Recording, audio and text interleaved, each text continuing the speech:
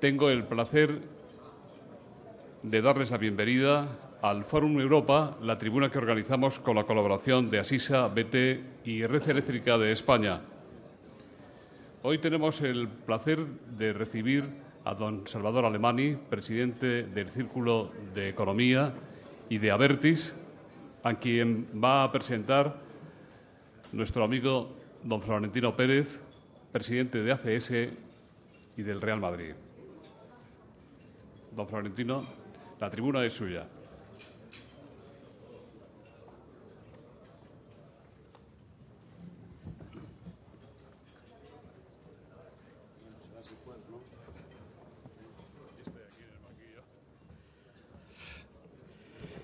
Buenos días a todos. Debe ser esto una fatalidad, pero me queda sin voz. Me queda sin voz por algún aire acondicionado y les puedo asegurar que es la primera vez que me pasa en mi vida. Y no es de los nervios de presentar a un buen amigo mío como es Salvador Alemany. Debo reconocerles que estoy encantado de estar aquí en este fórum, muy entrañable para mí, y porque, como he dicho, voy a intentar presentar a un compañero de viaje, profesionalmente hablando, pero sobre todo son palabras que quiero dedicar a un gran amigo como es Salvador. Por tanto, es un pequeño reto de hacer una descripción rápida de la personalidad de alguien a quien de antemano, como he dicho, le tengo un gran afecto. Quizás alguno no lo crea, pero el que Salvador Alemany sea un apasionado barcelonista ha ayudado y mucho a que nuestra relación sea excelente y más allá, por supuesto, de los resultados de nuestros equipos. Salvador es hoy el presidente de Abertis y el presidente del influyente Círculo de Economía de Barcelona. Y ha pasado ya mucho tiempo desde aquel día en el que, según cuentan las crónicas, tuvo la fortuna de tener en sus manos una quiniela ganadora con aquellos míticos 14 resultados. Entonces era un niño de 11 años apenas y su familia invirtió, según dicen, aquellas 875.000 pesetas del premio en la construcción de un garaje muy cerca de la Sagrada Familia. Y este fue el primer paso de alguien casi predestinado al mundo de las infraestructuras, y fue entonces cuando tuvo su primer contacto con lo que podríamos denominar el mundo del negocio. En el espíritu de Salvador encontramos mucho de ese espíritu catalán, emprendedor y dinámico que ha caracterizado a esa tierra. Salvador, lejos de acomodarse, compaginó el estudio con el trabajo. Se formó en los Escolapios de Sant Antoni, algo que sin duda también imprime carácter. Hizo el profesorado mercantil y la carrera de Ciencias Económicas en la Universidad de Barcelona, completándolo con el IES y con la titulación del Instituto de Censores Jurados de Cuentas. Salvador ya se forjaba entonces una vida que podría ser perfectamente un guión de Hollywood sobre alguien que se gana a pulso el importante lugar que hoy ocupa. Él trabaja de día y asistía por la noche a las clases de la facultad. Ayudaba a su padre en el parking familiar y posteriormente fue auditor de una de aquellas empresas inglesas auditoras pioneras en esta profesión, hasta que en 1975 entró en el sector financiero. Banca Masardá, allí empezó como jefe de organización y sistemas, ocupó distintos puestos y creció profesionalmente hasta que fue nombrado a los 36 años su director general y directivo del grupo Banco de Bilbao en Cataluña. Pero en el año 87 abandonó este grupo y pasó a la dirección de la empresa Saba en Cataluña, quizá porque su negocio, seguro por su negocio familiar, como antes he dicho, podría influir en ello, pero entre otras cosas porque siempre ha querido estar en la tierra que le vio nacer y donde tanto él como su familia tienen muy arraigadas sus raíces. Sinceramente creo que para Salvador el trabajo, Cataluña y la familia son sus tres ideales prioritarios. Y recuerdo que nuestra primera experiencia profesional fue cuando, siendo director general de Acesa, presentamos, que pasó después de Saba, presentamos una oferta conjunta para conseguir las autopistas radiales de Madrid. Creo que hicimos un buen trabajo y logramos nuestro objetivo. Pero fue allí cuando me empecé a dar cuenta de sus grandes dotes negociadoras, pero al mismo tiempo también de su capacidad conciliadora. Una virtud que yo valoro al máximo y que permitió que todos los miembros de aquel complicado consorcio nos pusiéramos de acuerdo. Y más tarde también nos volvimos a cruzar en el año 2003, cuando su habilidad y su inacabable capacidad de diálogo y flexibilidad fueron un elemento clave en la aproximación entre Isidro Fainé y yo para que ACS y la Caixa aceptaran compartir un proyecto e impulsar el nacimiento de Abertis como fusión de Áurea y de Acesa. Y desde entonces Salvador Alemany asumió la responsabilidad del grupo como consejero delegado. Salvador Alemany ha sido el artífice de una historia de éxito. Es hoy el presidente de un grupo que ha descrito una trayectoria de internacionalización y diversificación que en los últimos 10 años le ha llevado a multiplicar por 8 sus ingresos, por 7 el valor de sus activos o por 6 el número de sus empleados. Un grupo que obtiene hoy prácticamente el 50% de su cifra de negocio en 17 países en los que desarrolla sus actividades fuera de España. A día de hoy cuenta con una plantilla de más de 11.000 personas y, como todos saben, Abertis es una empresa que cotiza en la Bolsa Española y forma parte del selectivo IBEX 35, así como otros índices internacionales de prestigio. Sin duda, esta historia de éxito tiene que ver en buena medida con una actitud, con un modo de ser y de actuar que es muy característico de Salvador. Es reflexión y decisión. En definitiva, pensamiento y acción, porque, como él mismo dice, hay un tiempo para pensar y un tiempo para decidir. Esta actitud, casi vital, define a la perfección su personalidad y da cuenta también de una actuación basada en el permanente análisis de la realidad, de los múltiples y diversos factores que intervienen en las decisiones que tomamos a diario y, por ello, de la necesidad imperiosa del diálogo y de la capacidad de escuchar al otro como método para alcanzar el acuerdo. Algunos le llaman empatía y en eso Salvador es un maestro.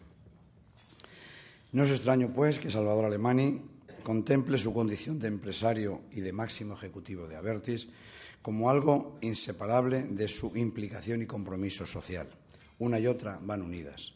Los grandes grupos empresariales son generadores de riqueza y esta es indudablemente y en gran medida su función social. En el mundo del deporte, Salvador sigue siendo igual, tranquilo, racional, conciliador y objetivo. Ahí estuvo 17 años al frente de la sección de baloncesto del Barça.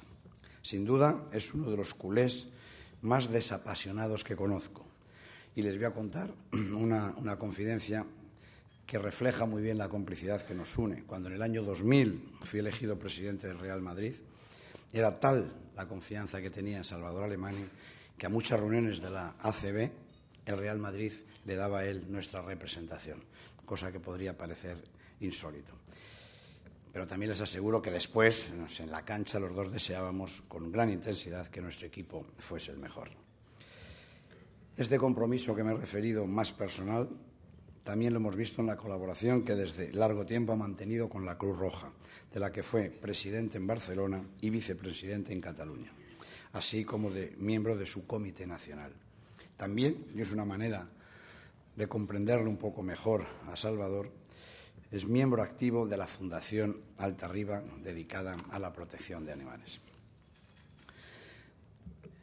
Trabajador incansable, por tanto, con una moral imbatible, con una cintura y una flexibilidad, con rigor y modestia. Le he oído más de una vez hacer referencia a una cita de Shakespeare: el destino baraja las cartas, pero nosotros jugamos la partida. Y Salvador ha jugado, y muy bien, la partida familiar, deportiva, empresarial, social y, en mi caso, también la de la amistad. Es, como os decía, un magnífico gestor, un gran líder de equipo y sabe, como buen ajedrecista, medir muy bien los tiempos. Por mi parte, no quiero extenderme más y les dejo en esta tribuna con mi amigo Salvador. Bienvenido, Salvador, y te escuchamos.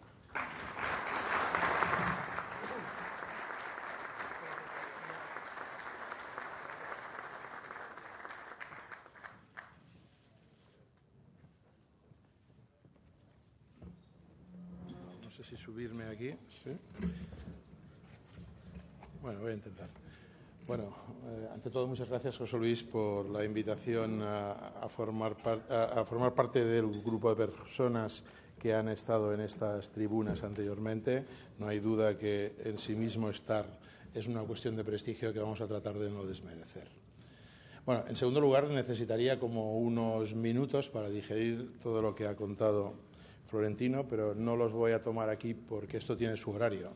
Y consiguientemente ya lo reflexionaré y posteriormente haré con él los comentarios de agradecimiento que hay que decir que en este momento el sentimiento en relación a lo que ha dicho Florentino pues es realmente muy potente. Sí que quisiera decir, escuchando lo que él decía, estaba pensando que precisamente en sus palabras y en esta digamos, declaración de amistad y de encuentro positivo que hemos tenido con Florentino, también con su equipo, en todos estos años y de hecho conseguimos alcanzar a partir de nuestro encuentro en el mundo del deporte, ha sido un elemento determinante para este camino de Abertis. Digamos que la sincronía entre Florentino y también la cúpula de la Caixa, representada fundamentalmente en Isidro, Painé, y el equipo de Abertis, ha sido un tema clave sobre el que probablemente se podría hacer un tratado de cómo, de alguna forma, la sincronización, la buena sintonía entre un equipo de personas y accionistas de referencia son determinantes para el desarrollo de proyectos ambiciosos. No se hubiera, sin esta confianza que Florentino ha expresado, no se hubiera podido desarrollar de ningún modo el proyecto de Abertis. Bueno, gracias, Florentino, y voy a tratar de recomponer aquí un poco el tema para ir de cara a la conferencia. Ante todo, quisiera decir unas palabras en relación a lo que es el Círculo de Economía. No es que he venido a hacer el spot para que os hagáis socios, que por otra parte podéis haceros socios si queréis, pero no he venido a hacer el spot, pero quiero contar que el Círculo de Economía es un think tank, un grupo de personas que tienen el Círculo tiene su sede en Barcelona, las personas también aquí, muchas personas que están en Madrid son socios del Círculo de Economía desde hace muchísimo tiempo. El Círculo de Economía tiene una visión desde Barcelona y quiere demostrar que se puede tener una visión especialmente de Europa y de España y del mundo.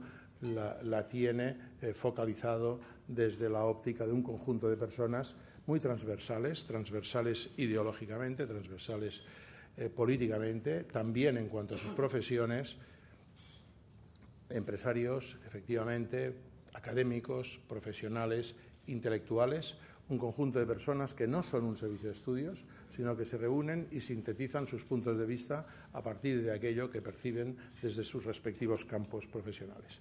Consiguientemente, si el Círculo de Economía ha conseguido en sus 50 años de historia un prestigio, yo creo que es en la práctica porque su posición no es la defensa de estamento, no es la defensa del sector empresarial, ni de ningún perfil ideológico concreto. Esto es lo que es el Círculo de Economía y, en buena parte, mi intervención va a tener, lógicamente, los matices propios del Círculo, porque de ninguna manera, en mi condición de presidente, puedo salirme demasiado. En todo caso, cada uno tiene, evidentemente, sus puntos de vista y sus matices, pero debe responder y ser leal a los debates que se producen en el propio Círculo. Con esta introducción empezaré diciendo que siempre he considerado vital disponer de buenos diagnósticos y en lo que a mí concierne procuro tenerlos, tanto del mundo como del país, del sector y de la propia Abertis. Pero en esta intervención no se centrará en ofrecer a ustedes el enésimo diagnóstico de lo que nos está aconteciendo. Hoy estoy más interesado en reflexionar con todos ustedes en algunas cosas que entiendo podríamos hacer. Cosas que podríamos hacer conjuntamente aquellos que tenemos algún tipo de responsabilidad en este país y en esta sociedad, para sentar las bases que permitan que nuestro país siga capitalizando la gran transformación y el enorme caudal de progreso acumulado en estos últimos 30 años y muy especialmente desde la apertura de nuestra economía al mundo tras la incorporación a la Comunidad Europea en el año 86. Mi intención es apelar a la propia iniciativa, a la propia responsabilidad y al compromiso de cada uno, desde su ámbito público o privado, en la transformación de las circunstancias que hoy nos afectan. He leído últimamente, y todos hemos oído hablar mucho de ello, sobre la pérdida de centralidad de Europa y Occidente, y con ellas, naturalmente, España. Sin ir más lejos, la pasada semana en Barcelona, Javier Solana, en una magnífica conferencia, señalaba cómo las previsiones para el 2025 indican que un 40% del PIB mundial se concentrará en los países de la OCDE frente al actual 55%, mientras que un 38% se generará en Asia. Hoy es un 23%. Son unos datos que invitan a la reflexión sobre de qué modo, como país y como empresas que queremos proyectarnos al exterior, podemos construir un proyecto que permita dar continuidad a unos años en los que, sin ignorar los errores cometidos, hemos alcanzado unos niveles de progreso y de bienestar relevantes. En el mundo global y en red de hoy, la oportunidad no está en el ser el centro del sistema, pues este ha desaparecido como tal. No hay centro. Es una red interdependiente, en una red interdependiente no hay centro. La oportunidad, decía, reside en construir un proyecto que nos sitúe como un nodo visible, atractivo y apreciado en esta red. De alguna manera, la crisis, la estructural, del cambio de paradigma que conlleva la globalización y la coyuntural, marcada por el colapso financiero y al que en España se ha sumado el colapso inmobiliario y la evidencia que hay que constatar de la falta de un modelo de crecimiento alternativo, de algún modo, decía, la crisis impone la transformación. La destrucción creativa que de Schumpeter hemos aprendido los economistas. Para ello, debemos ser capaces de reconocer cuál es nuestra posición relativa en el mundo global, es decir, saber dónde estamos. Reconocer nuestras fortalezas relativas, aquello que podemos hacer, nuestras ambiciones, lo que queremos hacer y, ante todo, la actitud con la que acometemos esta ambición. A lo largo de estos últimos 30 años, España ha sabido encontrar en el anhelo democrático primero de los 70 el acceso y la apertura a Europa de los 80 y la integración en la Unión Monetaria de los 90, hitos y retos que han catalizado un proyecto común, un proyecto país. Hoy, esta crisis económica de dimensiones históricas por su alcance y profundidad y por ser la primera de la globalización, debería ser motivo suficiente para actuar como catalizador y superar el acusado tacticismo que impera en las actitudes de los actores sociales y también políticos. Y ser capaces de sumar las voluntades, el coraje y el liderazgo imprescindible que nos permitan, una vez más, salir reforzados de estas circunstancias adversas.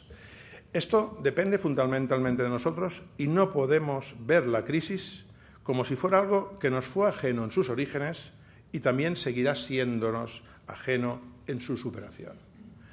Es decir, en algún momento ha parecido que la crisis había llegado y se iría de un modo casi providencial, como una tormenta. Entiendo que no va a ser así. Creo que todos entendemos que no va a ser así. Las circunstancias específicas que condicionan la recuperación en España son suficientemente relevantes como para justificar la necesidad de convocar y promover un gran acuerdo político y también social para encauzar y facilitar la salida de la fuerte recesión.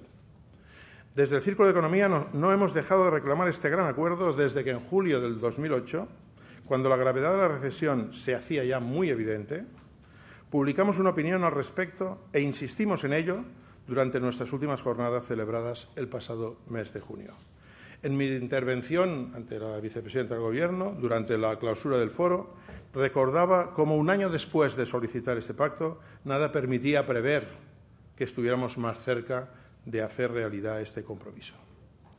Tan necesario, por otra parte, y efectivamente cada día que pasa parece más alejado y, si cabe, más necesario.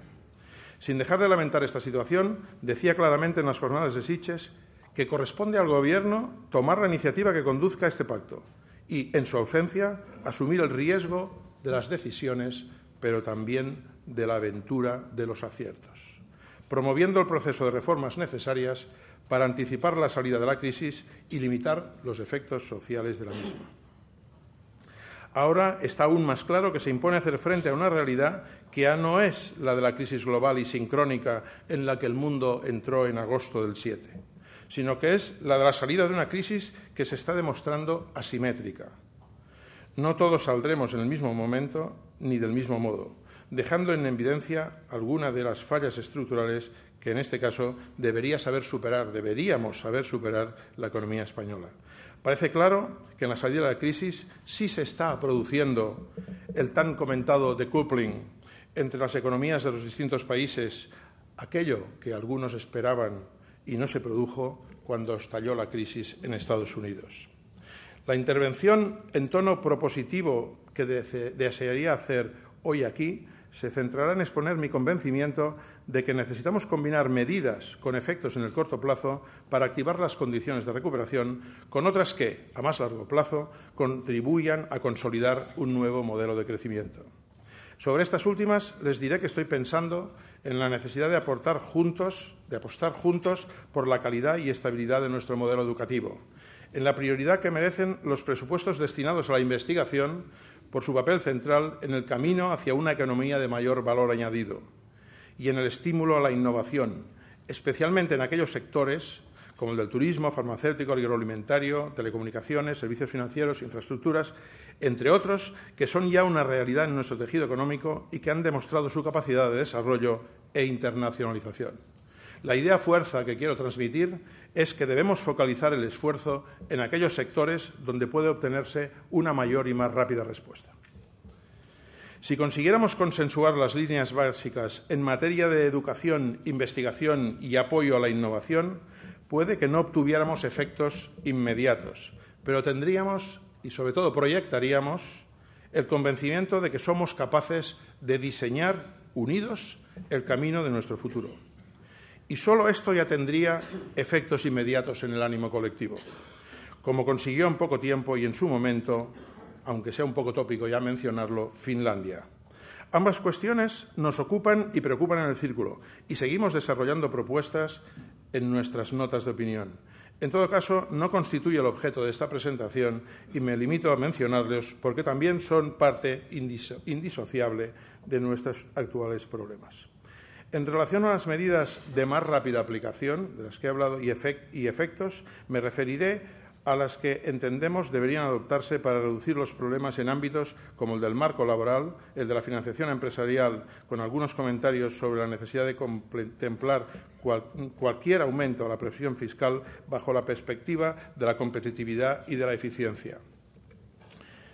También desde el Círculo, pero también en mi condición de presidente de Abertis, hablaré de las posibilidades derivadas de la inversión en infraestructuras y del potencial que éstas ofrecen para ayudar a superar a corto plazo la fuerte contracción de la actividad y reforzar la futura competitividad de nuestra economía. Entro ya en los temas concretos. Afrontando, pues, nuestra realidad a corto plazo, un problema destaca sobre todos los demás: la tasa de desempleo. Un paro que no solo es dramático para el presente de las personas afectadas, sino que también reduce estructuralmente el potencial de consumo interno y constituye por ello uno de los principales frenos a la recuperación. No parece lógico, y así nos lo recuerdan organismos internacionales como el Fondo Monetario Internacional, que con un paro que el propio cuadro macroeconómico del Gobierno sitúa por encima del 17% hasta el 2011, no sea posible abrir una reflexión sobre la parte de responsabilidad que en el marco normativo en materia laboral tiene sobre el hecho de que nuestra tasa de paro duplique sistemáticamente la media europea y sobre la inequidad que se deriva de la actual dualidad existente en los contratos en este mercado. Una dualidad que se expresa en la existencia de unos contratos fijos altamente protegidos y unos contratos temporales sin protección alguna, que se ceban en las generaciones más jóvenes.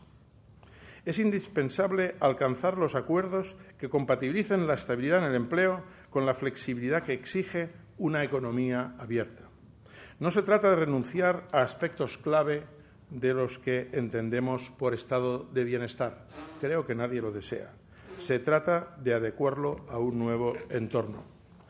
En los últimos años, empresarios y sindicatos han enriquecido sustancialmente la negociación en aspectos como el diseño de la estructura salarial, la formación en el trabajo, los pagos diferidos a través de pactos plurianuales y la dotación de planes de pensiones. El cambio pendiente ahora debe superar el actual marco contractual, fomentar las inversiones en formación de los trabajadores y disponer de mejores mecanismos para alcanzar acuerdos de empresa que permitan afrontar procesos de reestructuración sin que la consecuencia sea necesariamente la pérdida de empleos. Para que todo ello sea posible, deberían abandonarse los juicios previos de intención sobre la actitud atribuida de una parte a la otra y, mediante el consenso, trabajar para alcanzar los objetivos comunes. Pero debo recordar, y el Círculo lo sostiene firmemente, que en caso de que el diálogo siga sin ofrecer resultados, el Gobierno no puede esperar más tiempo para asumir la responsabilidad de la necesaria reforma. En cualquier caso, quiero dejar clara la opinión que es en coyunturas tan adversas cuando se evidencia que las políticas de protección social no se hallan exclusivamente al servicio de una mayor justicia social, sino que se constituyen en el mayor seguro colectivo del que disponemos cuando estamos con la situación que estamos contra las recesiones.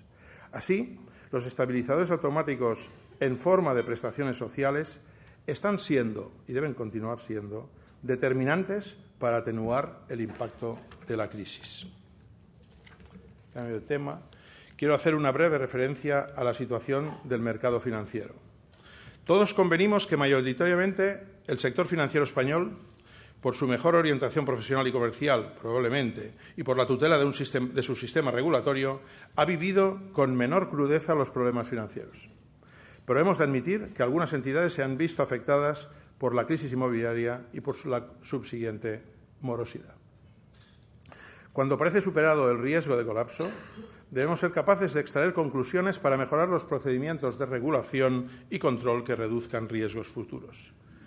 El sector ha recibido el apoyo público que requiere su papel vital para el funcionamiento del sistema económico. A la vez, el sistema económico necesita de un sector financiero que actúe con prudencia y también con sensibilidad y complicidad ante las necesidades de acceso al crédito de nuestro tejido empresarial.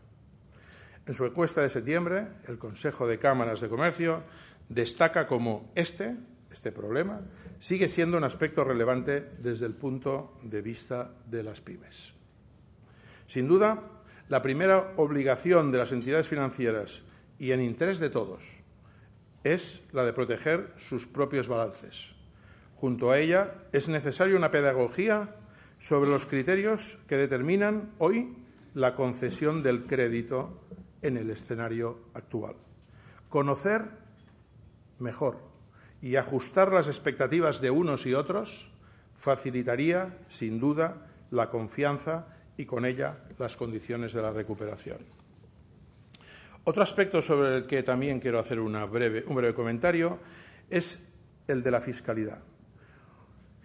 Lo tocaré no con mucha profundidad porque sería un tema monográfico.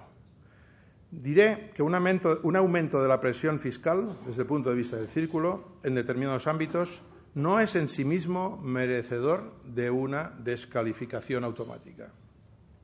Sin embargo, los ajustes fiscales que se produzcan no deberían perjudicar más de lo que ya lo están las tasas de consumo ni la competitividad de nuestras empresas.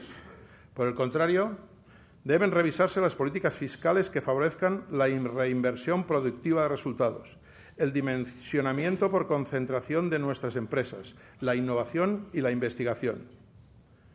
Participo de la idea que cuando se cuestiona el recurso a mayores cargas impositivas, deben ofrecerse alternativas o apuntarse posibles soluciones de futuro. Por ello, citaré a Guillem López Casasnovas, catedrático de Economía Pública de la Pompeu Fabra, quien escribía la semana pasada que no podemos seguir pensando que para tener mejores servicios públicos la única solución es siempre más impuestos. Es hora de pensar, decía López Casasnovas, en precios, tasas y copagos de los usuarios y, sobre todo, en un mejor uso de los recursos públicos.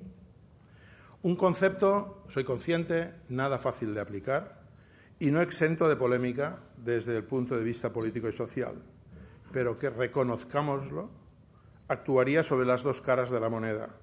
El teórico y selectivo incremento de los ingresos, quiero destacar la palabra selectivo, y sobre todo el control del gasto por la mayor eficiencia en el uso de los servicios y recursos públicos. Estoy seguro de que López Casasnovas coincidiría conmigo en introducir en el concepto las excepciones necesarias para no excluir a los que, necesitando un servicio público, no pudieran afrontar su copago. En fin, quizá no es momento para esto, pero este será un debate que deberá activarse en algún momento, no para cuestionar nuestro estado de bienestar, sino para evitarle riesgos sistémicos. Entraré ahora en el tema de las infraestructuras. Diríamos que debería ser donde debería quedar mejor. Como he dicho al principio, para hablar de este punto debo ponerme el sombrero de Abertis. No abandono el del Círculo de Economía, que comparte estas mismas tesis. Sabemos que la dinámica de expansión fiscal y mayores déficits públicos, por el efecto de los ya mencionados estabilizadores automáticos de protección social y del propio aumento de la inversión pública, no podrá prolongarse indefinidamente y exigirá, como el Gobierno ya ha anunciado, un retorno a los criterios de estabilidad y disciplina presupuestaria previstos para los países de la zona euro. Por ello, en un escenario de fuertes presiones sobre los recursos públicos disponibles, de disminución de los ingresos de las administraciones por la vía de los impuestos y de desaparición de los fondos estructurales europeos, es decir, es clave apostar por los mecanismos que permitan mantener y dotar al país de un stock de infraestructuras que siga garantizando la competitividad y conectividad territorial de nuestros sectores industriales y de servicios. La inversión en infraestructuras, todos sabemos, tiene un efecto multiplicador y lo que hoy está de moda llamar keynesiano. A corto plazo, genera un impacto directo y positivo sobre el empleo, con efectos transversales sobre diversos sectores económicos. A medio plazo, aporta un patrimonio colectivo que distingue a los países, que favorece la productividad del sistema y la calidad de vida de la población. Condicionar la dotación de las infraestructuras a la disponibilidad de los recursos públicos necesarios podría conllevar, y algunos piensan que conlleva, una pérdida de competitividad difícilmente recuperable. El Gobierno es consciente de ello y el ministro Blanco ha manifestado su voluntad de contar con los recursos que pueda aportar el sector privado. Los mecanismos basados en la tarificación de las infraestructuras no solo facilitan la participación privada y no solo constituyen un sistema de retorno de la inversión, sino que reducen la presión sobre los recursos públicos y pueden actuar como un mecanismo de regulación de la oferta de capacidad y de la demanda de los usuarios, gestionando con mayor eficiencia la movilidad. Por ello, España debería saber aprovechar el marco que aporta la Directiva Europea de la Euroviñeta, consistente en percibir una reducida tasa, están hablando del orden de los 10 céntimos de euro por kilómetro recorrido, por el uso de las vías de gran capacidad de la red interurbana en toda Europa. A los camiones, por el momento, a los camiones de más de 3,5 toneladas. La Directiva Euroviñeta ha generado cierto rechazo en nuestro país, fundamentalmente basado en el argumento de que somos un país periférico dentro de la Unión Europea, como si ello evitara que unos 100 millones de toneladas de mercancías sigan cruzando anualmente nuestras fronteras a través de las carreteras. El otro motivo de rechazo de la legítima preocupación es la legítima preocupación que provoca castigar más al ya deteriorado sector del transporte de carretera. Frente a ello, yo argumentaría que los recursos presupuestarios que se liberarían de la aplicación de la directiva permitirían muy sobradamente otorgar al citado sector del transporte por carretera las ayudas que precisa para afrontar una reestructuración tan inevitable como urgente. El hecho concreto es que, si no lo hacemos, sería que en 2012, cuando la mayoría de los países europeos tengan aplicado el sistema, nuestros camiones, los que transportan nuestras exportaciones, pagarán por el uso, fuera de España, de la red europea, y los camiones extranjeros circularían gratuitamente por nuestras autovías a cargo del contribuyente español. Repito, si no aplicamos la directiva y no la aplicamos puntualmente.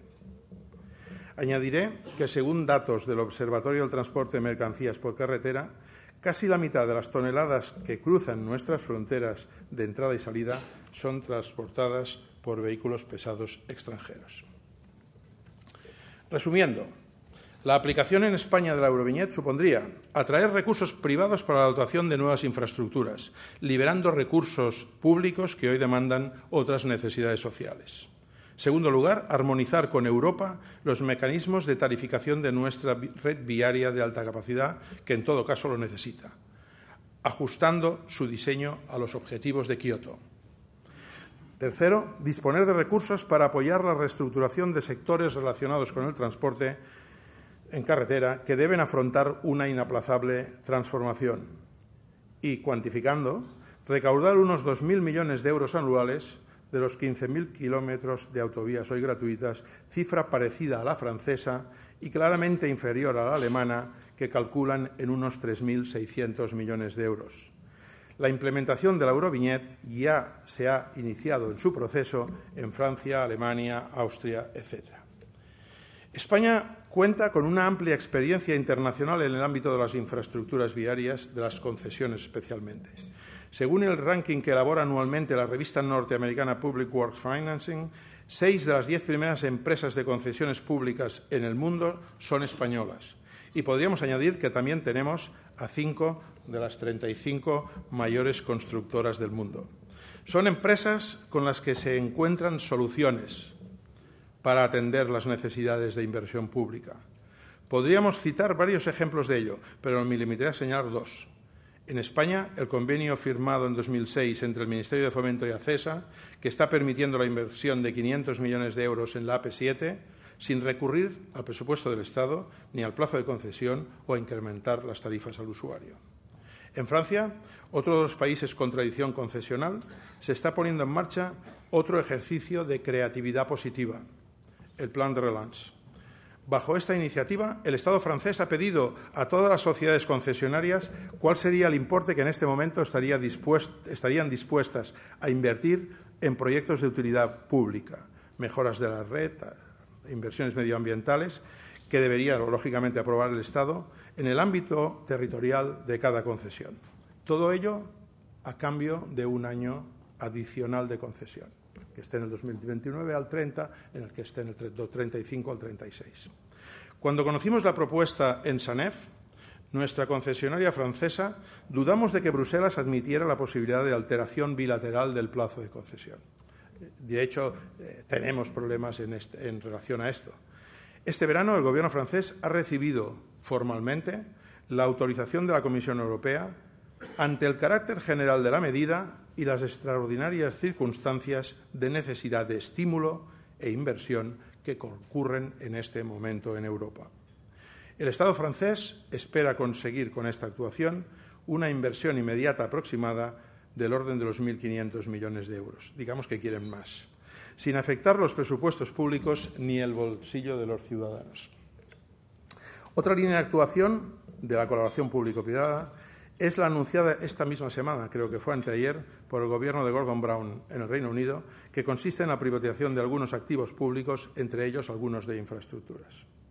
Solo son unos ejemplos que nos muestran que en el ámbito de la PPP hay camino por recorrer en la elección de mecanismos de reequilibrio en las cuentas públicas. Quizá alguno de ustedes a estas alturas del partido se pregunten, pero actualmente, ¿esto cómo se financia? Es una buena pregunta. Pues bien, a pesar de las grandes dificultades financieras en muchos sectores, el sistema global mantiene una enorme liquidez, procedente básicamente de fondos privados de pensiones y de ahorro mundiales, dispuestos a invertir a largo plazo en activos y proyectos sólidos que muestren un buen track record en la gestión. Me permitirá citar, y superaré el pudor, como ejemplo que este mismo mes Abertis, como otras grandes compañías de otros sectores, han lanzado una emisión de bonos de 1.000 millones de euros a 7 años y hemos recibido peticiones por más de 5.000 millones, con lo que se ha producido una subasta de precio que ha dejado el coste de la emisión en un interés anual del 4,62,5. Como colofón a este capítulo de infraestructuras, haré una doble aseveración a título de resumen. La primera es que ya en todo el mundo se está entendiendo que la peor infraestructura no es la que debe pagarse para usarla. La peor infraestructura es la que no existe. Y la segunda aseveración es que los proyectos de infraestructuras sólidos y solventes siguen disponiendo de financiación privada. Bien, muchas de las cuestiones que hasta aquí... ¿Cómo voy bien? Sí. Muchas de las cuestiones que hasta aquí he tratado sugieren acciones que sin duda deben ser, al menos inicialmente, impulsadas desde el ámbito de la política. Sin embargo, la capacidad de reaccionar ante las dificultades actuales no incumbe exclusivamente a los políticos. Es una responsabilidad compartida en la que, como ya se le ha añadido, el conjunto de actores sociales y económicos deben sentirse igualmente implicados y comprometidos. Los empresarios debemos poner más compromiso en el proyecto colectivo, en el proyecto país, no solo por patriotismo, lo cual para algunos ya sería argumento suficiente, sino por necesidad y pragmatismo. No podemos pensar ingenuamente que nuestra tarea solo consiste en hacerlo bien, puertas adentro, en nuestras empresas. No sé si esto último alguna vez ha sido lo conveniente, pero desde luego hoy, en la situación en la que nos encontramos, no es posible. Es necesaria una actitud más proactiva de todos los empresarios ante la política, ante los otros actores sociales e incluso ante las propias organizaciones de representación empresarial. Las condiciones del entorno son vitales para cualquier proyecto empresarial. Con asiduidad oímos y también pronunciamos lamentaciones de que nos faltan líderes políticos, empresariales, sociales, etc. Quizás sea cierto, pero ¿de qué depende? En una cena hace ya tiempo, con un grupo de empresarios jóvenes e inquietos, oí esta misma queja y les pregunté: ¿cuántos de vosotros, nosotros, estamos dispuestos a asumir el riesgo de una responsabilidad colectiva? La respuesta fue el silencio. No nos falta calidad ni base de país para disponer de líderes, incluso de buenos líderes. Lo que nos falta es implicación y disposición para este tipo de riesgos. Básicamente porque empezamos por no valorar a los que, mejores o peores, están dispuestos a asumir estos riesgos de liderazgo en la política y en cualquier otro ámbito de la sociedad. Así pues, el sector empresarial, en mi opinión, no puede obviar sus propias responsabilidades a la hora de encauzar y favorecer su propia recuperación.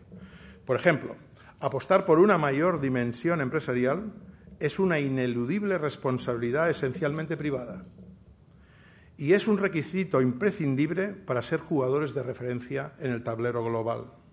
También requiere de una actuación de apoyo desde los poderes públicos, desde luego, a través de medidas de incentivo fiscal que faciliten los procesos de concentración. La evidencia muestra que nuestro número de grandes empresas, es muy reducido. Nuestra demografía empresarial responde a lo tardío de nuestra incorporación a los mercados mundiales, pues en los mercados cerrados y protegidos las empresas tienen limitado su crecimiento natural. En la actualidad, y a pesar de los éxitos de los años de crecimiento económico, esta demografía empresarial es una carencia que nos está pasando factura. En esta situación de mercado, el crecimiento orgánico por concentración de nuestras empresas es una exigencia inaplazable en aquellos sectores más expuestos a la competencia, que sienten tener proyecto empresarial para acudir a los mercados globales. Bastantes empresas españolas ya han superado satisfactoriamente un largo proceso de modernización que les permite homologarse en ese sentido con sus competidores extranjeros, pero la falta de dimensión limita seriamente sus posibilidades de competir en mercados globales, no solo en costes, sino también en nuevos productos y servicios.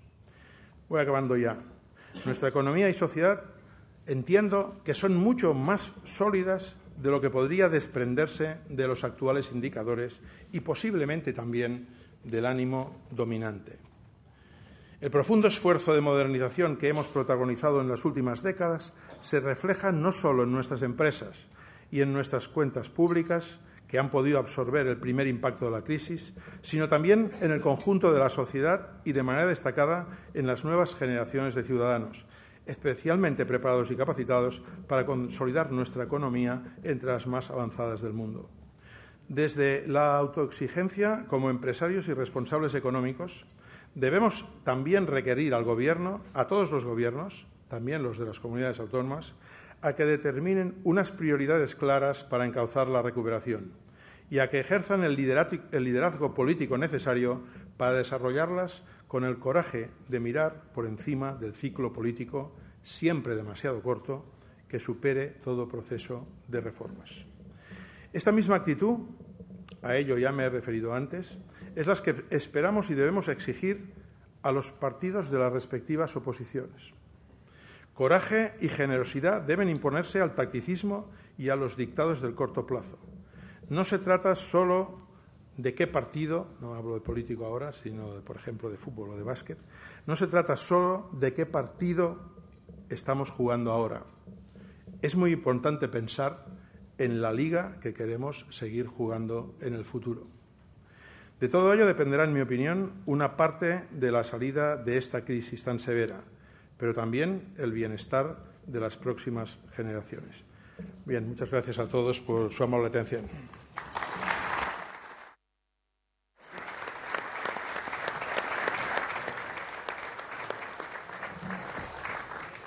Muchas gracias, presidente. Tenemos muchas preguntas y yo quisiera además ofrecer el micrófono a algunas de las personalidades que nos acompañan. Le agradecería la mayor brevedad y concreción posible en sus respuestas. Don Javier Gómez Navarro, presidente del Consejo Superior de Cámaras de Comercio. ¿Quiere usted intervenir? Que me lo dejen. Yo, en primer lugar, quiero felicitarte, Salvador. Yo creo que tu conferencia ha sido modélica.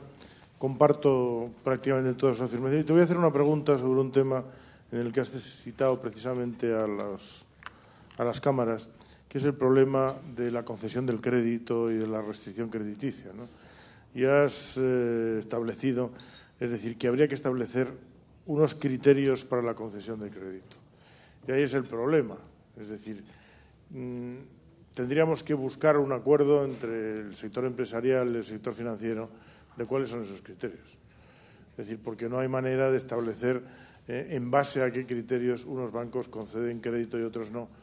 Y, por lo tanto, no establecemos un modelo para las empresas sabiendo que si hacen esto, esto y esto, pues van a tener crédito, pueden financiarse o no. Es decir, el intentar buscar un consenso sobre qué criterios hay que establecer la concesión de crédito sería muy positivo para las empresas, sobre todo para las pymes que tienen menos recursos a la hora de presionar a su institución financiera. Muchas gracias, Javier. Bien, debo decirte que leí la encuesta y porque me estaba dando la sensación que este tema estaba pasando de moda. Y cuando leí la encuesta y tan reciente dije, pues no está pasando de moda. Que estaba pasando de moda no quiere decir que no fuéramos conscientes de que el problema subsistía. Bueno, en primer lugar, yo quiero decirte que en mi opinión no hay que establecer un consenso en relación a esto. En todo caso, quizá un consenso en cómo debe ser el marco de esto. Pero, evidentemente, cada entidad tiene, y lo he dicho antes, como primera responsabilidad, y esto es lo que hemos de esperar, cada entidad financiera debe establecer unos criterios que son los que corresponden a la defensa de su balance, a la proyección y también a la defensa de sus depositantes. Consiguientemente, no se trata de marcarles o consensuar algo que pueda ir contra la propia entidad o contra el propio sistema. Esto es lo que yo quería decir. Luego, digamos que hoy estamos en una situación extraordinaria. Ha cambiado el paradigma del riesgo, ha cambiado el mercado del crédito. Ha cambiado, lo cual quiere decir que cuando un campo de juego cambia, los jugadores de este campo de juego van a jugar en unas condiciones distintas de las que estaban jugando hasta aquel momento. Quizá nadie sea culpable de que han cambiado, pero han cambiado. Lo que debe conseguirse es que cuanto antes los jugadores conozcan cuáles son las reglas del juego, cuándo son las reglas del juego con estas nuevas reglas o con este campo. Y en este punto nadie puede diseñar un sistema como que hay que decir esto y esto. No, pero evidentemente, y ahí sí, en el diálogo se podría establecer las bases para la pedagogía. Lo que no puede ser es que un empresario esté pululando por entidades presentando quizá un proyecto a financiar que objetivamente hoy no puede ser financiado. Ha cambiado y no puede ser financiado. Lo que pasa es que debe conocerlo. Y esta pedagogía es un esfuerzo continuado, no un esfuerzo perfecto en el que se diga nos hemos reunido y ya lo tenemos. No, pero que la pedagogía es imprescindible, sí, porque en caso contrario pueden perderse proyectos que son viables o pueden estar intentándose de una manera recurrente proyectos que no lo son. Y en ese sentido, para el sector financiero esto no es un tema fácil y tampoco lo es para el sector empresarial, no lo pongo en duda. Es del mismo modo que cuando a nosotros en tiempos pasados más bien, perdona que me alargue José Luis, en tiempos pasados más bien había una reacción contra el peaje y no nos servía a nosotros decir, oye, pero ¿qué quieren? ¿Por qué no lo entienden? Pues sí, es evidente. No, lo que nos correspondía a nosotros es tomar las medidas para que lo entendieran. Es decir, a mí nadie que me decía, oye, esto hay que arreglarlo, me decía exactamente cómo lo tenía que arreglar. Este era mi problema. Ahora hay que buscar la manera de acercar las posiciones, porque el conocimiento de las reglas del juego, de cómo hay que preparar hoy los proyectos, de cómo hay que lanzar, de cómo hay que preparar las previsiones de futuro por parte de un solicitante de crédito, necesita de un proceso de pedagogía, de formación para ajustar las expectativas y los comportamientos entre concedentes y otorgantes. Don Antonio Garrigues Walker. Gracias por tus palabras y por tu análisis. Yo destaco el llamamiento a la sociedad civil y el llamamiento también al pacto político. Pero quería hacer insistencia en un tema que tú has mencionado y es el siguiente. En el fin de semana pasado tuvimos el Consejo de España-Estados Unidos y había una reunión bastante significativa de empresarios americanos y españoles. Y allí se puso de manifiesto el dato que tú acabas de dar, que es el hecho de que de las 10 compañías de infraestructuras, 6 son españolas. Y también se puso de manifiesto que en tema de energías alternativas España sigue siendo el país prioritario y el más importante. Y lo mismo se habló también del tema de la comunicación por tren, la comunicación ferroviaria. ¿Por qué España? Y me gustaría de verdad tener tu respuesta. En ciertos sectores, como es el tema de infraestructuras, tenemos no una posición privilegiada, sino realmente abusivamente presente en todo el mundo, no solamente en Europa, en Estados Unidos, sino prácticamente en todo el mundo. ¿Cómo hemos logrado ese nivel de excelencia en ese tema, en energías alternativas y en comunicación por tren? Porque si fuéramos capaces de aplicar a través de un benchmarking eso a otras actividades, lograríamos realmente un país de excelencia. ¿Por qué tenemos esa especie de suerte en esa especie de terrenos? ¿Qué ha habido ahí? ¿Inteligencia empresarial? ¿Inteligencia política? ¿Qué es lo que ha habido? Bien, yo supongo que ha habido de todo. Yo supongo que ha habido inteligencia empresarial, inteligencia política y posiblemente incluso inteligencia financiera. La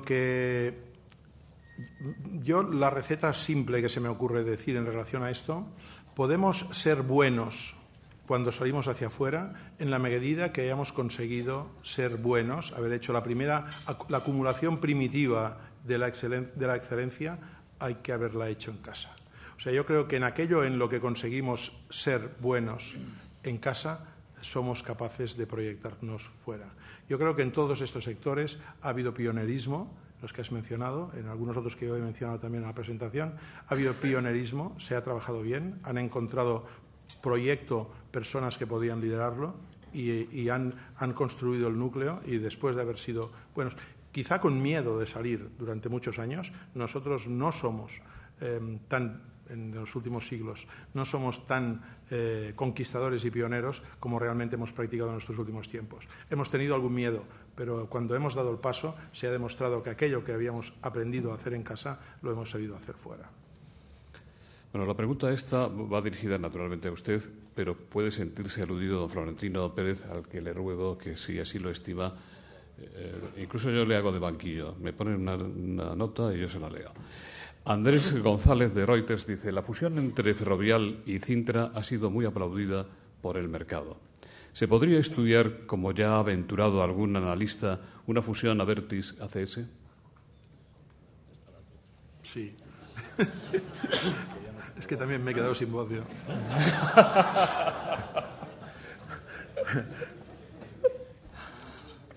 No, bueno, esto es un tema evidentemente que el futuro nadie sabe, pero no creo que esté en este momento en los planes del entorno. Al menos no lo visualizo desde mi posición de primer ejecutivo, pero lo que yo de ninguna manera me propondría nunca negar es cualquier elemento de desarrollo de nuestro grupo, en el sentido que sea, que pudiera dar lugar a una creación de valor y a una proyección del grupo en el futuro.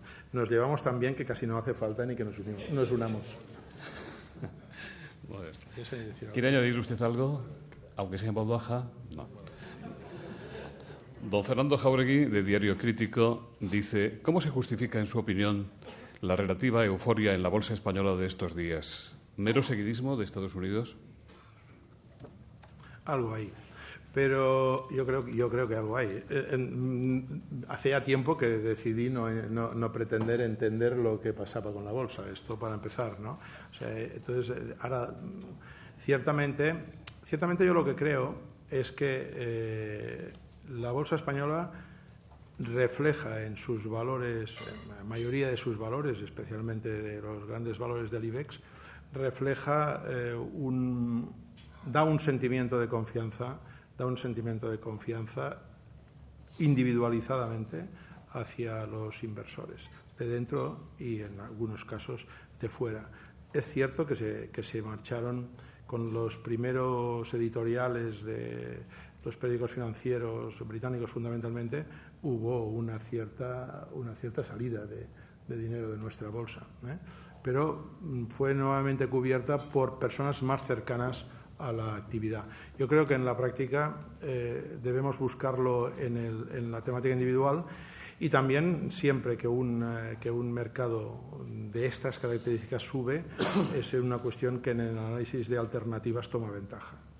Usted ha apuntado a la corresponsabilidad del usuario en la financiación de las infraestructuras. ¿Esta fórmula de copago la limitaría usted únicamente al caso de las infraestructuras viarias, o cree que puede ser un elemento de financiación o de gestión de otros tipos de servicios públicos en España? Bien, lo he apuntado. Realmente yo creo que cuando las cuentas públicas deben cuadrarse, la actuación del copago, y en términos técnicos, y no digo en qué servicios, en qué porcentaje, todo esto forma parte del análisis político bien ajustado. Pero el modelo como tal, el concepto como tal, tiene la ventaja, lo he dicho antes y lo repito, que actúa sobre las dos partes de la moneda. Ayuda en alguna medida a promover algún ingreso, pero por otra parte, sobre todo, evita el gasto no necesario. Es decir, de alguna forma, esta corresponsabilidad, que hay que verlo más bien así, más que en la cantidad, esa corresponsabilidad es técnicamente un elemento indiscutible. Otra cosa es que se pueda explicar, y sobre todo que se pueda explicar en este momento. Yo creo que hoy hay que ir con mucho cuidado con los discursos que puedan ser interpretados, aunque no lo sean, que van contra la línea de flotación del estado de bienestar, porque esto no es socialmente muy gestionable. Consiguientemente, lo que se debe plantear de todas maneras es porque hay que hablar de esto para el futuro, no para cuestionar el estado de bienestar, sino precisamente para crearle condiciones de mayor seguridad. El director de la Agencia de Noticias Servimedia, José Manuel González Huesas, le pregunta: en medio de esta crisis que vivimos con un continuo crecimiento del paro, ¿qué le suena mejor, la subida de impuestos que propone el Gobierno o las reformas estructurales que propone el gobernador del Banco de España? ¿Teme que si no se toman las medidas necesarias podamos perder el año 2010? También le piden en otra pregunta que valore usted el pronunciamiento ayer de la Comisión Europea sobre el retraso en recuperar la economía española respecto de los demás países de la Unión. Bueno, yendo a la primera pregunta, creo que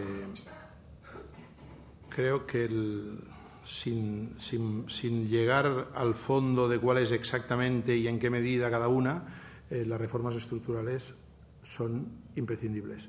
Y sobre todo son imprescindibles porque de alguna manera estarían marcando un camino de hacia dónde vamos. La temática de los impuestos, yo creo que lo he tratado. A nosotros no nos parece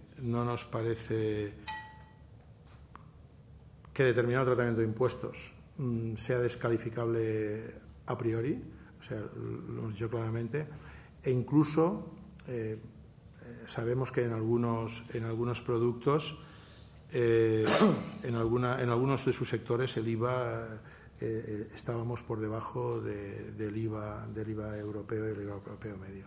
La cuestión está, y además tampoco se sabe exactamente cuándo se va a poner en marcha, aunque esté anunciado para mediados del año que viene. Consiguientemente, el apuntar algún tipo de actuación en los impuestos, yo creo que es razonable. El momento y la cantidad hay que analizar caso a caso. Las reformas estructurales, por supuesto, entiendo que aquellas que, desde la responsabilidad política de quien hoy la tiene, crea necesario, las debería impulsar de una manera inmediata. Respecto a la temática del informe no me he leído con detalle, pero yo creo que todos somos conscientes de que tenemos no sé decir una recesión diferencial o algo diferencial en nuestra recesión. No sé cómo decirlo, pero en realidad quiero decir lo mismo. Y consiguientemente que alguien nos ponga en evidencia que esto es así, me parece que cuando lo leamos no deberemos sorprendernos, excepto que el asunto haya tenido suficientemente nivel de convencimiento como para llegar a formalizarlo en un informe. Esto es lo único que se podría destacar. Yo creo que cualquiera de los que leemos la situación, de alguna manera, no deberíamos sorprendernos. En la medida en que el eje socioeconómico parece que acabará desplazándose de Occidente a Oriente, ¿qué zonas entre los países emergentes son objetivo de Abertis y en los que podría contemplarse la presencia de su compañía a medio plazo? Abertis se ha caracterizado siempre por priorizar en base a proyectos, pero en base a proyectos aplicables a países que hayamos previamente homologado. O sea, bajo esta interpretación, nosotros en este momento estamos contemplando con mucho interés, en el momento en que sea procedente a los efectos de rating, etcétera, etcétera, llevar a cabo operaciones tentativas y crecientes en la India o en China, India, India, China. Luego haré un comentario en relación a esto. Pero tampoco quiero ignorar que para el sector de las infraestructuras el gran mercado paradójicamente emergente es Estados Unidos. Estados Unidos es un mercado emergente para el sector de las infraestructuras porque en el terreno de la colaboración público-privada están ahora preocupados, pero no lo han desarrollado prácticamente nada en el terreno de las infraestructuras en el futuro. Consiguientemente, este es un mercado emergente que necesita de alguna concreción en su marco normativo para poder funcionar sin perder demasiado tiempo. En relación al tema de India-China, le pregunté la semana pasada a Javier Solana en la conferencia que dio en Barcelona, le pregunté: ¿invertirías ¿Invertirías a largo plazo? Porque claro, no es brigada ligera ir a invertir en infraestructuras. ¿Invertirías a largo plazo cuando con la inversión te dan un papelín que es un mercado, que es un contrato concesional que te da unos derechos a 40 años? Esto es un tipo de inversión muy peculiar. Bueno, él me contestó muy diplomáticamente, pero todos entendimos que dijo que sí. Y cuando la segunda pregunta, ¿y mejor India que China?, aún contestó más diplomáticamente y yo no lo entendí.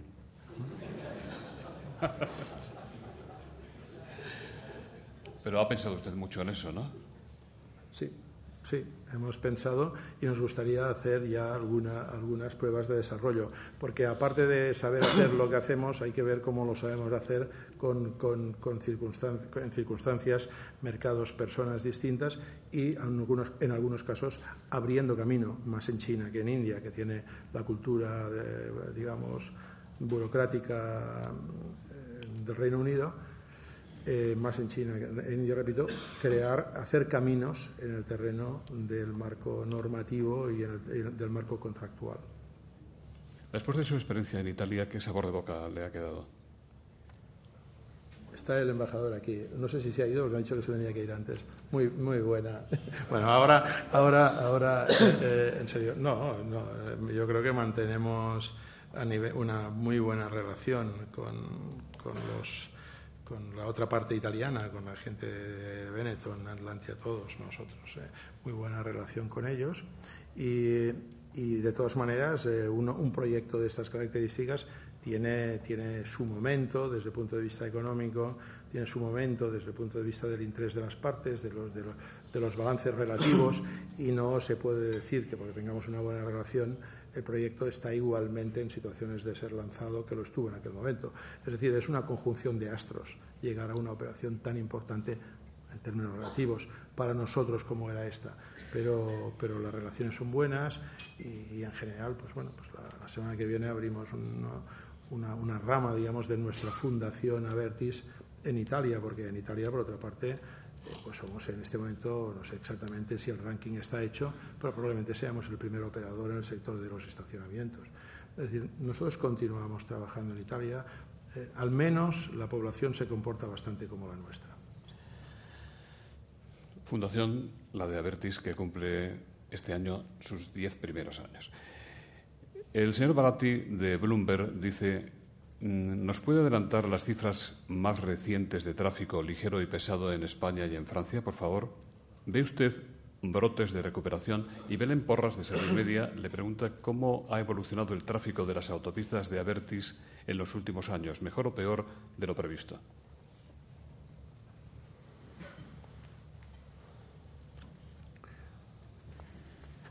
Hasta el primer voy a lo último. Hasta el primer trimestre del 2007 mejor. A partir del segundo trimestre del 2007 claramente peor, pero bueno, ¿a quién no le ha pasado?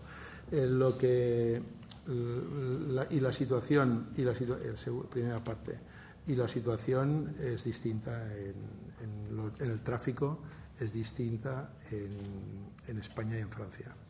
En Francia ha estado haciendo ligeras oscilaciones alrededor del cero. Hablo del 0% 2009 sobre 2008. Sin embargo, en España está bajando, pero al mismo tiempo hay que decir que en los últimos meses se ha estabilizado el descenso. En parte por mérito de la actividad y en parte porque está comparando con peores meses del año anterior. No quiero dar ahora una cifra, bueno, para dar una cifra orientativa estamos hablando de 6-7%, pero da igual porque esta es una información pública a final del segundo trimestre, es una información pública, pues está oscilando alrededor del 7% de descenso, con una diferencia muy grande entre vehículos pesados, que está pues del orden del 15%, y lo hablo de memoria, no es un dato para analistas, del orden del 15%, en tanto que en el caso, y llegó incluso en algunos meses, había llegado al 20% de caída de tráfico, y en tanto que los ligeros pues se mantiene también por debajo, pero bastante menos impactado.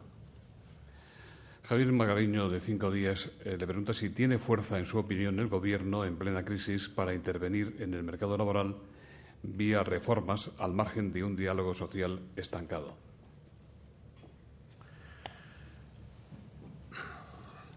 Yo en este punto, y yo creo que la pregunta es muy interesante, francamente, pero en este punto es que no me lo planteo así. Yo creo que aquellos que tienen la responsabilidad de hacer una determinada cosa, y ya digo que el único que tiene responsabilidades aquí no es el Gobierno, pero aquellos que tienen más responsabilidades o en última instancia la responsabilidad de hacer una determinada cosa, tienen que medir si pueden, no pueden y cuáles son los parámetros con los que van a tomar la decisión. Siempre se ha hecho así en la política y en la empresa.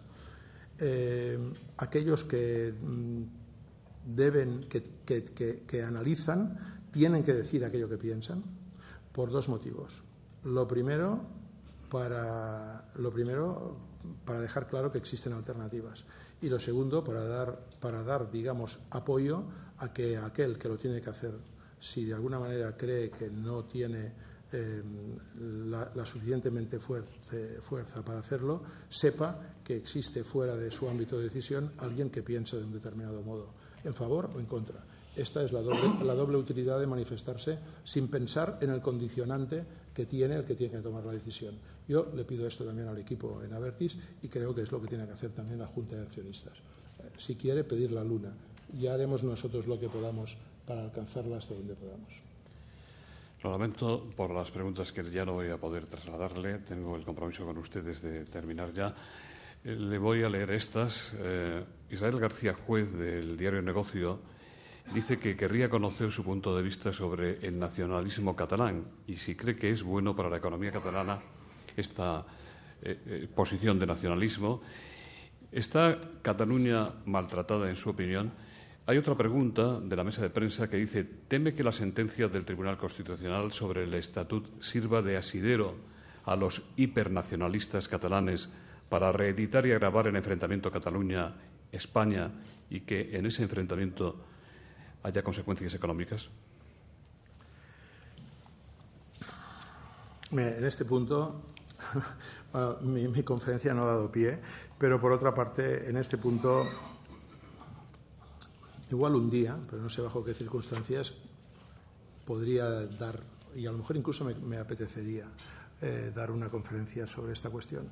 Pero lo último que voy a hacer es tocar superficialmente esta cuestión. No lo puedo, no lo siento, no lo quiero hacer. Nunca lo voy a tocar. La primera pregunta de hablar del nacionalismo catalán, bueno, en este punto sigo a decir es que las cosas son como son, no exactamente como nos gustaría que fueran o quizá en algunas ocasiones como sería más eficiente que fueran. Son como son. Por tanto, en este punto sí que quiero por lo menos dejar dicho esto. Es lo mismo que cualquier otro sentimiento que compartamos con europeos o nos sintamos individualizados en sentirlo. Las cosas son como son. Por lo demás, no puedo tratar este punto y espero que me lo entenderá la preguntante. Bueno, fije usted fecha para esa conferencia que será muy No, interesante. de esto tardaré tiempo.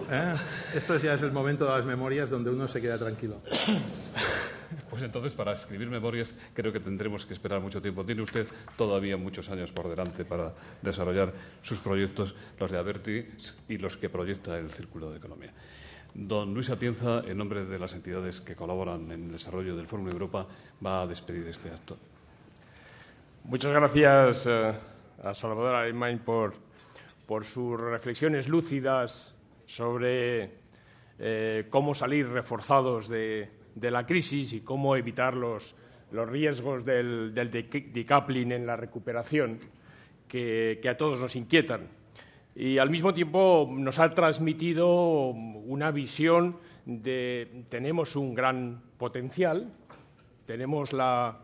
necesitamos la confianza para aprovechar ese potencial y para ello necesitamos también ambición reformista compatible con la protección y con la atenuación de los costes sociales de la crisis. Y ha hecho un llamamiento que yo creo que es muy relevante a una implicación de la sociedad civil en el liderazgo político y social en nuestro país. una mayor implicación, que yo creo que también es muy saludable. Muchas gracias por su aportación.